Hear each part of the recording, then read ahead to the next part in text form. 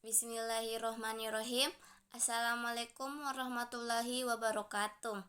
Saya Raodatul Jannah dari Fakultas Ekonomi dan Bisnis Islam, jurusan Ekonomi Syariah di Institut Parahikmah Indonesia. Dan di video kali ini saya ada tugas Sistem Informasi Ekonomi Syariah yang diampu oleh Bapak Baso Akib Eskom MAK. Dan materi yang saya bawakan yaitu analisis kredit. Sebelum kita melangkah jauh tentang mengetahui analisis kredit, kita mengetahui pengertian analisis kredit. Pengertian analisis kredit adalah kajian yang dilakukan untuk mengetahui kelayakan dari suatu permohonan kredit. Dan tentu saja ada tujuannya. Tujuannya yaitu untuk meneliti calon peminjaman dan fasilitas meminjam yang diajukan untuk menetapkan kadar risiko. Dan fungsinya yaitu sebagai dasar bagi bank dalam menetapkan tingkat suku bunga kredit dan jaminan yang disyaratkan untuk dipenuhi nasabah. Sarana untuk pengendalian risiko yang akan dihadapi bank, syarat kredit dan sarana untuk struktur jumlah kredit, tujuan kredit dan lainnya. Sebagai bahan pertimbangan pimpinan direksi bank dalam proses pengembalian keputusan. Dan selanjutnya yaitu langkah menganalisis permohonan kredit. Langkahnya yang pertama yaitu permohonan kredit oleh calon debitor. Pertama kali, sebelum bank menganalisa dan memberikan kredit, tentu saja adalah tentang permohonan kredit yang diajukan oleh calon debitor. Dan yang kedua yaitu pengumpulan berkas.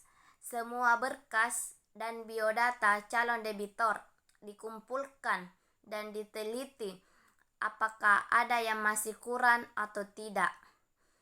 Dan yang ketiga yaitu pengamatan jaminan. Kita mau kredit harus ada jaminannya.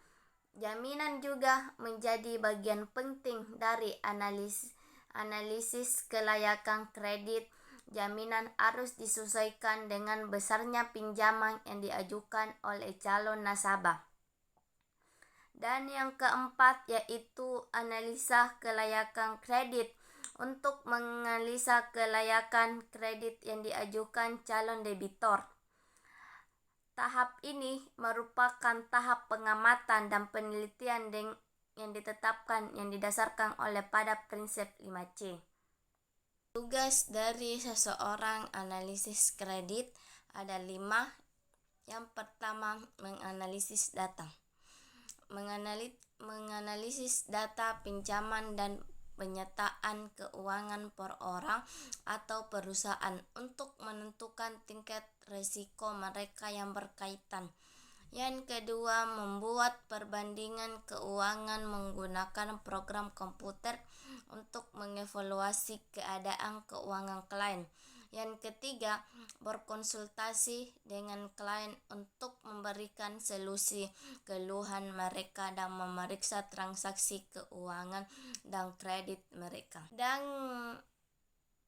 yang keempat yaitu menyiapkan laporan yang isinya termasuk tingkat risiko yang berkaitan dengan perpanjangan kredit atau peminjaman uang. Yang kelima atau yang terakhir, membandingkan catatan likuiditas, profitabilitas nasabah yang sedang dievaluasi dengan organisasi serupa dalam industri dan lokasi geografis yang sama. Selanjutnya, pertimbangan yang dilakukan analisis praktek. Yang pertama yaitu keamanan kredit, yaitu harus benar-benar yakini bahwa kredit tersebut bisa dilunasi kembali. Yang kedua, terjadinya tujuan penggunaan kredit adalah kredit akan digunakan untuk tujuan yang perjalanan dengan kepentingan masyarakat, sekurang-kurangnya tidak bertentangan dengan peraturan yang berlaku.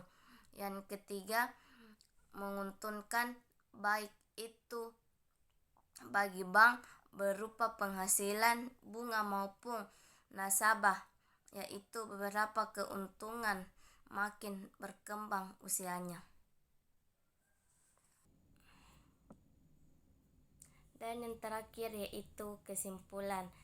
Analisis kelayakan kredit pun bisa menjadi hal yang sangat penting bagi bank untuk mencegah berbagai macam kemacetan dan risiko lain karena kredit. Jadi sekalipun manajer bank yang meminjam dana di bank bersangkutan, dia pun juga harus dilakukan analisis kredit. Analisis permohonan kredit berkaitan dengan calon debitor dan juga keadaan adalah pelanggan setiap atau nasabah lama bank tersebut. Bank akan memberikan keistimewaan dan kemudahan bagi nasabah lama yang memang benar-benar memiliki karakter yang baik. Dan itulah tadi penjelasan dari saya tentang analisis kredit. Mohon maaf jika banyak kesalahan. Terima kasih. Assalamualaikum warahmatullahi wabarakatuh.